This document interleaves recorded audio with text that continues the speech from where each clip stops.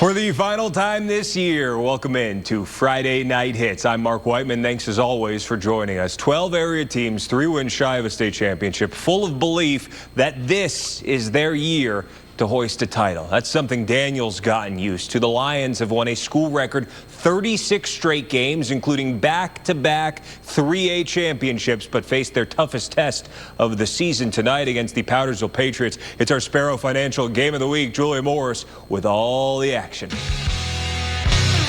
Daniel and Powdersville have both had fantastic seasons. The Lions entered this matchup with a 12-0 record, while the Patriots were 11-1. This game, a back-and-forth battle throughout. First quarter, Powdersville up 7-0, and this is one of the best plays of the game right here. Third and long for the Patriots. Quarterback Eli Hudgens heaves it up, and the ball goes off the hands of a Lions defender into the hands of Kyle Rice, who takes it in for a touchdown. What a play. Patriots extend their lead to 14, but the Lions would tie it up in the second quarter. Torrey Shaw rushes in for a score. It's a 14-14 game. Right before halftime, Powdersville running back Thomas Williams breaking down the sideline, and he shows off his speed. No one can catch him. A 71-yard score. Patriots up 21-14 at the break.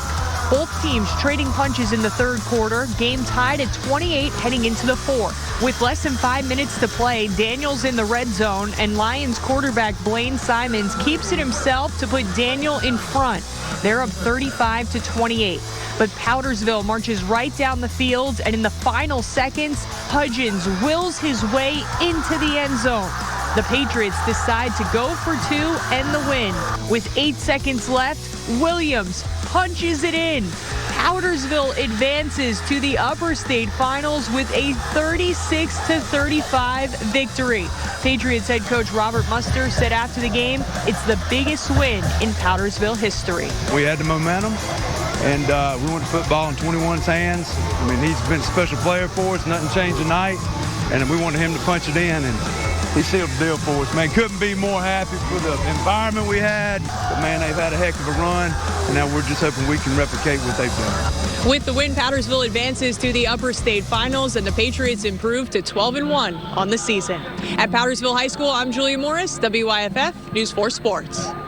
Julia, thank you. Biggest win in program history is right. Meanwhile, Gaffney's won 7 of their last 8, but the only loss for the defending 5A champs was 3 weeks ago at Burns. The Rebels may be a bit of a surprise to be here. Upset both Hillcrest and Blythewood in the first 2 rounds, but the Rebels are still standing and coming for the crown tonight at Gaffney. The champs prepared to take Burns' best shot. Nothing doing first quarter. Grayson Loftus, all kinds of time. Dropping the bucket, make a wish. An absolute dime to Drew Medley, who does the rest. Gaffney scores first, extra point no good. It's 6-0. Gaffney's ball once more, and it's our Mr. Sparky drive of the week. Loftus to Medley, the one-handed grab, and he is all the way down to the 2-yard line. From there, Andrew Ruffy punches it in. 13-0. Gaffney. Second half now. Gaffney leading 20-7. Burns backed up. The defense forces the fumble.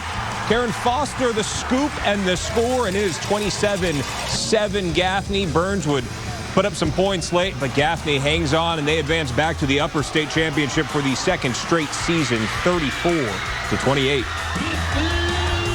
Hey, it's a playoff game, and we victorious. We play next week for the upper state championship. That was the objective. But they came out here, disrespect, came on our field, came in the G, spit on our field. They came to our letters down. It was just so much disrespect on the internet. So we just came out here locked in. We knew we had a job to do. We knew we had to go to the next level.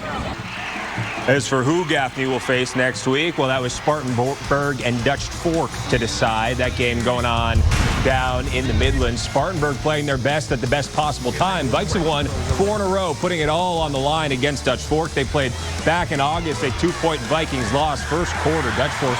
Alliam Appler gives the handoff to Jarvis Green, and he's gone 54 yards to the house, 7-0. Dutch Fork, next Silver Fox possession. Green, he takes the handoff once more, and again, the exact same result, making defenders look silly on his way up the sideline, 39 yards. and Dutch Fork leads 14-0. Spartanburg would get going. Quarterback Raheem Jeter, the Mr. Football finalist, calls his own number, finds the end zone for the 5-yard touchdown. It is 14-7 Dutch Fork. But the Silver Foxes just went right back to work. Appler going deep, hitting Jacob Hamilton, 79 yards. And this one all Dutch Fork. They go on to win 63-15, and they will travel to the reservation to face Gaffney next week. Greenville made a statement last Friday, their first ever win over last year's 4A champ South Point. They had never been to the Upper State Finals before last season. Now they're one win away from getting back there again. But the challenges are getting stiffer. Welcoming the 11-1 Catawba Ridge Copperheads to Serene. Awesome crowd on hand. Red Raiders up 20-0 late in the first half. Catawba Ridge in the red zone. On third down, Ian Boyd, clean shot at the quarterback. Red Raiders holding strong, but Copperheads going on 4th and 9. Tyler Fickus scrambles sidearms to Miles Bauckham. It is 20-7 at the half. Catawba Ridge would get another touchdown in the third. Now it is a 20-14 game heading to the fourth. Put your fours up. Raiders need to drive in the worst way near midfield. 3rd and 12. Bryson Drummond hits Tyler Brown, who comes up with a clutch chain-moving grab. Greenville getting close in the red zone, and now our USC Upstate play of the week. 3rd and 10 from the 15. Drummond finds Carmelo Canty. Red Raiders have the breathing room they need. It's 26-14. They'd get the 2-point conversion, and they are moving on 42-27.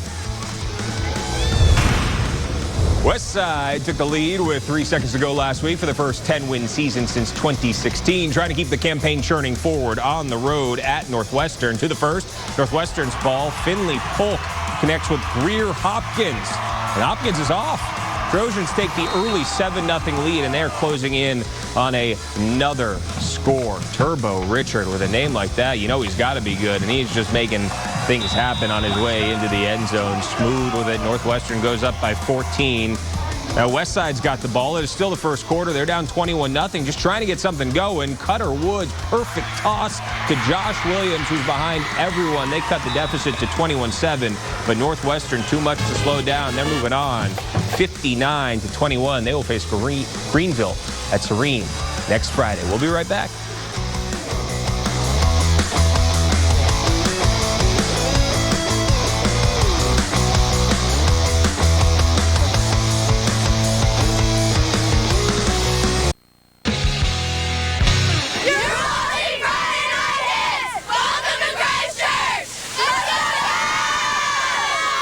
Thank you, ladies. Christchurch humming along. Cavs have won 10 in a row. 2 big playoff blowouts, hosting an excellent Louisville squad, leading with defense. First quarter, no score. Cavaliers bringing the heat. That's Carson Shaw coming up with a big-time sack. Louisville would be forced to punt.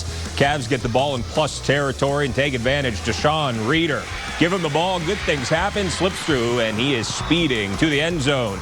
Christchurch scores first. They went for 2. It didn't work. It's 6-0. Cavaliers special teams. They were on one. After another 3-and-out, Louisville back to punt, and Christchurch coming with the heat again, and they block the punt. And after that, would set him up with another short field, and Woods win him on the keeper. Crease, touchdown, Christchurch, and the Cavaliers rout Louisville. They are on to the 1A Upper State Final with the 47-14 win. All right, welcome back to Friday Night Hits. Since starting 1-4, Chapman's rattled off 7 in a row. Their last loss to the Clinton Red Devils in September. Clinton enjoyed their first undefeated regular season since 2000. Now 12-0 after a hard-fought win over BHP last week. The Red Devils rolling into this matchup with the Panthers in the first quarter. Chapman, they got the ball first, and they're going to come right out of the gate throwing bombs. Coleman Gray chucking it deep to Sean Cunningham for the Chapman score. The Panthers have a 7-0 lead. We are into the second quarter. Clinton answers back with a big strike of their own. Bryce Young rolls out, finds Caden Crawford. And on the very next play, Bryson James, the Mr. Football finalist, He's in from 8 yards out, ties the game up at 7. Still in the second quarter, Chapman's with the ball again. Coleman Gray, he just keeps on throwing dimes, dishes one out to Devin Rowe for the 60-yard touchdown. It is 14-6 Chapman, but the Red Devils respond once more. Bryson James doing it all here, and he to the edge and leaps over a defender into the end zone. Clinton missed the extra point, makes it 14-13 Chapman, but here come the Red Devils, handed off to Jaden Robinson. Check out this play. He makes a spectacular effort, stays on his feet, and he scores the 66-yard touchdown run. That makes it 26-14 Clinton, and the Red Devils are moving on 49-27. They came out with their hair on fire. We came out a little flat. We had to get it going in the second quarter. Thought we went into halftime the way we should have started the game. And defense played really good tonight. Offense got it going. And, just proud of our coaches, just proud of our players. Clinton will travel to take on Powdersville next week. A week ago, St. Joe's called game. The Knights rallied back from a 21-0 deficit to stun Southside Christian with a game-winning 2-point conversion in overtime, bouncing the back-to-back 1A champs out of the postseason. This was a haul 2 hours south to Wagner Sally down towards Aiken to play the War Eagles. St. Joe's up 13-0. Wagner Sally in the red zone. Cam Davis with the keeper. He is in. But from there, it is all about the Knights. Walker Wood going to hand off to C.J. Johnson. Show him the long speed, my man. He is down the sideline. Knights in for the touchdown. St. Joe's stays aggressive, and they just put up points in bunches in this one, 55-8. They'll take the long 2-mile trip to face Christchurch next week.